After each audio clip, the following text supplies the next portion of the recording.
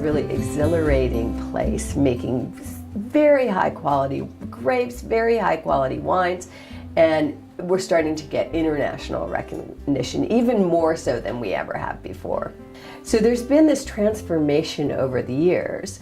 Although initially in the 1960s, the few that started in the 60s really did both growing grapes and making wine. But then in the 70s, there was a huge increase in the amount of production in terms of vineyards, in terms of the amount of capacity.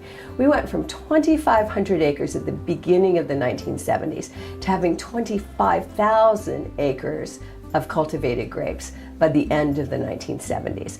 And a lot of that was due to, one, UC Davis report saying, hey, Monterey is a great region to grow grapes. And two, there were great tax incentives in the 70s for growing. So people paid attention to Monterey. That's when we shifted more to a grower's region.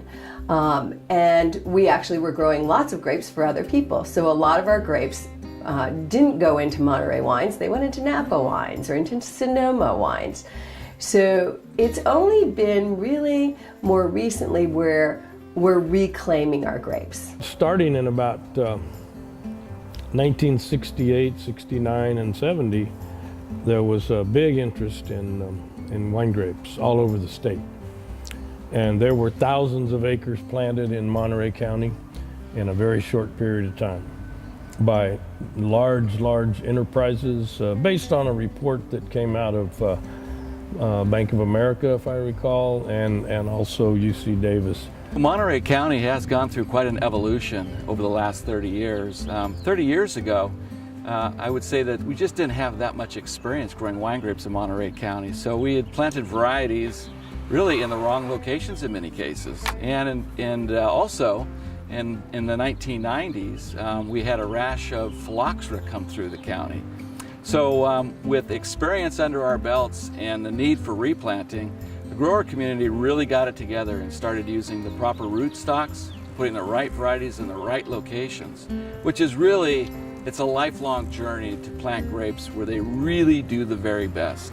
So growers got very sophisticated in that regard, and as they got better at it, the quality of the wines that were being produced from Monterey County grapes continued to improve.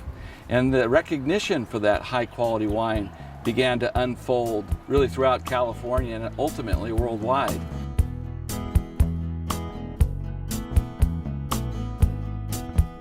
It was really the discovery of these high quality grapes that started to create an idea around appellations, or AVAs, American Viticultural Areas. So the first one that really emerged as a top line location is the Santa Lucia Highlands, that bench land that's just south of Salinas. So Pinot Noir became renowned from that growing region, really bringing Monterey County way up in stature. Then we've had the same thing happen really in Arroyo Seco. Arroyo Seco Chardonnays, which is the mouth of the Arroyo Seco River as it turns into the Salinas Valley. The Chardonnays coming from that region are really world class. So you start to see this evolution of super high quality wines coming from experienced growers with the right rootstock, right planting locations, high profile awards being won for these wines, and now an increasing interest in wineries to start to set up shop in Monterey County. The Blue Grand Canyon that we have here in Monterey Bay is very deep, and it gives us conditions during the summer which keeps us very cool, which leads to a very long growing season. The winds typically, there's in the morning, a lot of times it's a marine layer right here where we're at, about Soledad. And very pleasant for a couple hours in the early morning, but then by noon, 1 o'clock, the winds really pick up, and Salinas Valley essentially turns into almost like a wind tunnel. We have the hot air rising down south of us in Paso Robles, and what it does, the impact that it has on the vine is that it really slows down the growth. Pinot is typically thin-skinned grape, and so with the winds, it actually toughens up the skins. So the phenolics, the things that give us our flavors, our bouquets, the tannins, the mouthfeel, are enhanced with that extra time on the vine and the impact of the wind that we get.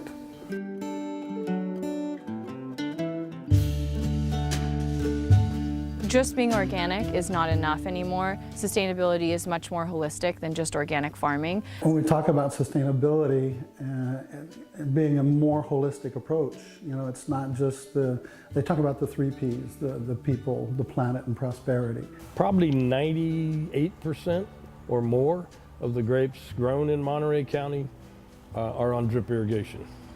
A few still sprinkled, etc., but almost all of them are on drip. One of those things that was really helpful for us for SIP certification and through that process was the testing of the evapotranspiration and the emitters throughout all the vineyards. What that helped us do is say, okay, we're losing water here, we aren't watering at the right time. What can we do to improve the efficiency of the water that is being applied to the vineyard? And so that sort of technology has helped us improve our own practices that are existing and also identify areas that we can improve in. Having falcons out in the vineyard early in the ripening season, so pretty much veraisons when the berries start taking on color. Having the falcons out and working the vineyards really kind of keeps the starlings from actually even showing up at all. So it's worked out very well for us.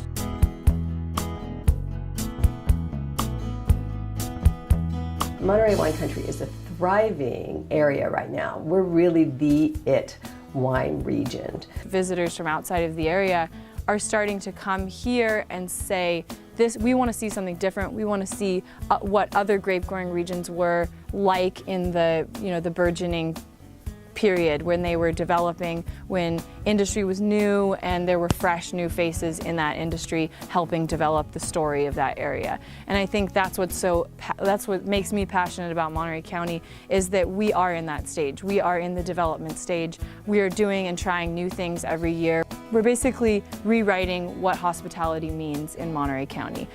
So for us, that means farming, and then that means high-end hospitality, and the wine industry is a natural kind of combination of those 2 elements. We're really seeing a lot more tourism, especially the last 3, 4, 5 years. One of the things we've added here at the tasting room for consumers that come in are vineyard tours, actually getting out in ATVs and going for rides actually into the vineyard. I think consumers really want that experience above and beyond just going to a tasting room, taste wine and buy wine. They want to get out and experience where that wine is actually produced. We're bringing foodies together with wine people, chefs and winemakers.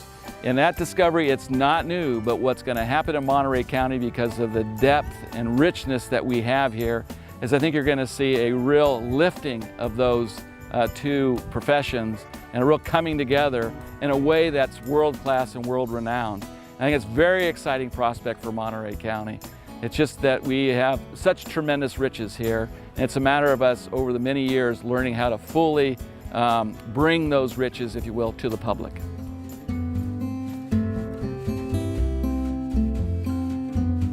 It's just great opportunity, I think, for growth. We've got our resources. I see great promise in the future for Monterey County wine growing. Monterey County has all the pieces. We have high-end hospitality, we have really skilled workers, we have companies that have been farming for generations, and so with all those pieces, it just takes a small group to have passion to drive that forward. That's what you've seen in every wine growing region in California that's really developed and exploded, and I think Monterey County is on the cusp of that. The wines in Monterey County are finally getting their due, if you will. You get lots of wineries making wines from your grapes. Those wines get entered into wine competitions and wine riders. And after many, many years of that, you start to have some wines that have struck a chord, if you will. And they've been ranked very highly in competitions, and the word kind of gets out. So that's happened for Monterey County finally. The word is out. And as a result of that, there's a lot more interest. And that interest has created, if you will, much more visitation to wineries in Monterey County, and kind of that business element that starts to occur. More visitation, more economic interest, so more wineries have been developed. And that is happening as we speak. But I think that there's something else that I see emerging in the very near future. See, Monterey County, particularly the Salinas Valley, is really the hub of growing excellent food. This is a vegetable, strawberry, berries capital of the world. And I can see as time passes the real discovery of the riches of the foods that we grow in Monterey County. And I see an exciting time where we're going to start to really bring wine and food together. And I don't mean in a passive sort of a way, but I mean in the kind of way that is going to be described as world class. Growing the wine industry here will benefit everyone, both economically, quality of life. We're a positive, thriving industry. And who doesn't like wine?